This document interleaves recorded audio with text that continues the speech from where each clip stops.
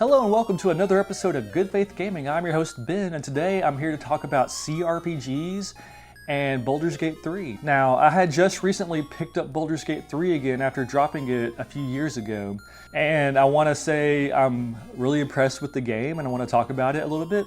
But first, I would kindly ask you to hit the hype button to help my channel get a little bit more visibility, and I'd greatly appreciate it. So this is a crazy busy time of year as far as game releases go, and there's a lot I want to play. I'm still playing Trails in the Sky, I'm still playing Kingdom Come Deliverance 2, Assassin's Creed Shadows, and there's a million other things out right now that I'd also like to play. But you know, what's a better time than to jump into a massive CRPG that I dropped a few years ago? And so I decided to get back into Baldur's Gate 3, and this time it really has its hooks in me. Before I get into that, I would like to talk about my history of CRPGs, which begins back in 2003 with KOTOR. I am not the biggest CRPG aficionado. In fact, my experience with this genre is very light. The first CRPG I really ever played was Knights of the Old Republic, and it was the Star Wars license that really sold me on that. And I remember I got a brother who's a few years younger than me, and he picked up Knights of the Old Republic, which was strange because I was the bigger Star Wars fan, but I just really wasn't interested in this game. At the time, Star Wars games weren't really known for quality, and I wasn't sure if this was going to be one of those or not. And I had no idea who BioWare was. But he bought the game, and I remember we were playing it, he was playing it over the summer, and he would stay up till like 3 in the morning, every morning playing this game. I thought he was insane. But he would talk to me and tell me how good the game was, and he was like, after I finish it, you need to play it. And so, you know, eventually he finished it, loved it, and I started playing it, and I started staying up till 3 in the morning, every morning, playing Knights of the Old Republic. Long story short, you know, it's one of my top 15 games of all time now. I love KOTOR. I'm not sure if we'll ever see the remake of it, but I hope we do. But besides KOTOR, the only other CRPG I've really ever played, and I don't even know if this counts, is Mass Effect, the Mass Effect trilogy, to be precise. And I know they kind of evolved throughout the series, and I'm not sure if I'd call Mass Effect 3 a CRPG, but there's still that DNA in there. And so I will, you know, it's like a CRPG light, essentially. But yeah, those are both BioWare games, and I love both of those series. They're top series in my opinion. Baldur's Gate 3 came out in 2023, and it came out kind of during a busy time. I just had my second child, and I was also playing Tears of the Kingdom, and so I didn't have a lot of time for Baldur's Gate 3. I played about 10 hours of it and dropped it. I remember getting to Swamp Hag or something in the first act, and she filtered me pretty hard. I played it for a little bit more after that, but I dropped off. But a few weeks ago, I picked up my save.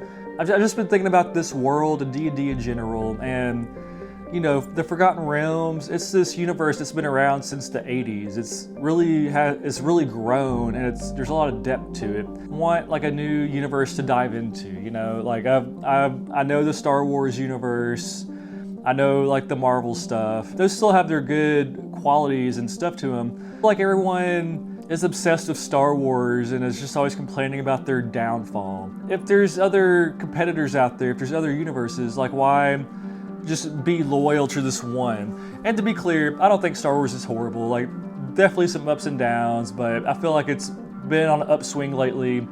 I love Skeleton Crew. I loved Andor Season 2. So there's a lot of good there, but I just wanted to explore. That's what led me to read the Crystal Shard book. I would ask ChatGPT, like, what is the best CRPG, Forgotten Realms CRPG to jump into? And the answer was overwhelmingly Baldur's Gate 3.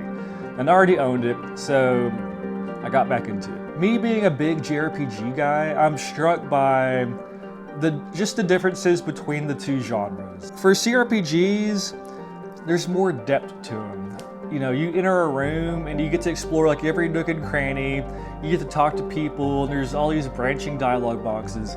And so there's less breadth, especially compared to JRPGs, which are longer. They're these epic adventures. And I'm not saying those things are still present in CRPGs, but it's just done differently, where these things are super deep and you're not going to see everything on your first playthrough. Another point of comparison is the leveling up system, where in JRPGs, you level up, you know, your characters get their stats boosted, and you move on with your merry day.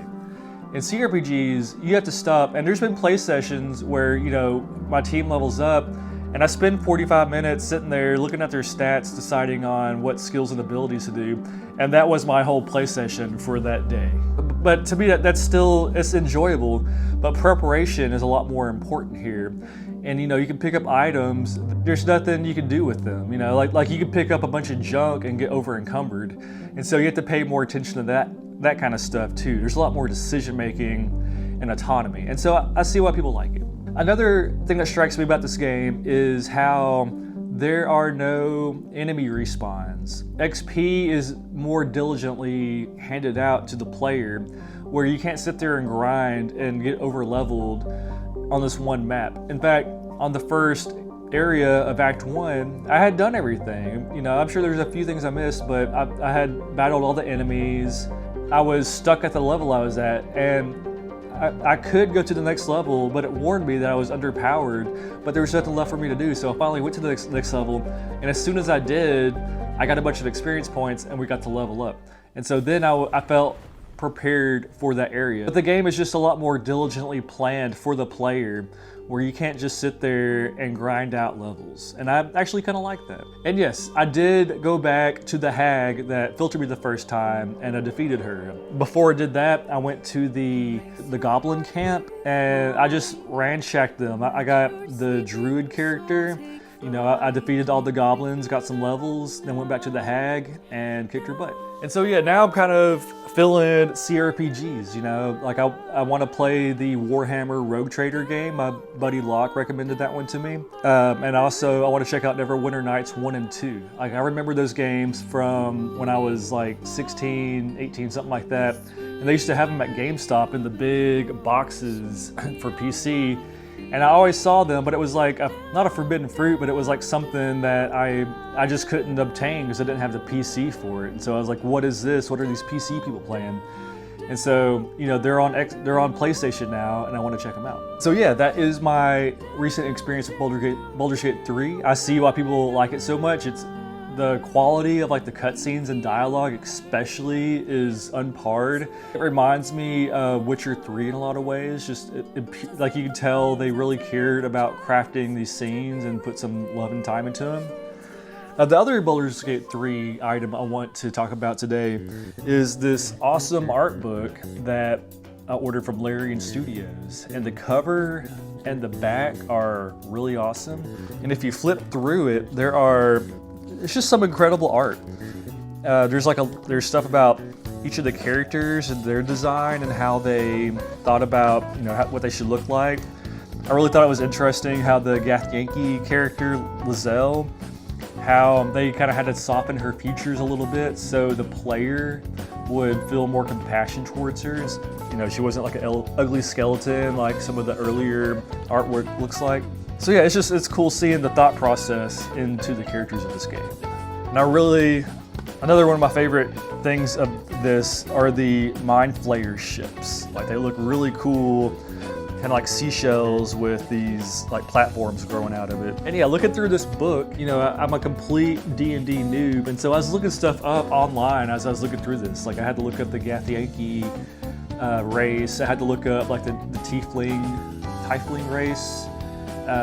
All the different realms and stuff, so it was really cool discovering that. But anyways, that is it for this episode. I just wanted to talk to you a little bit about Baldur's Gate 3 and my experiences with CRPGs. Until next time, take care and have a good one.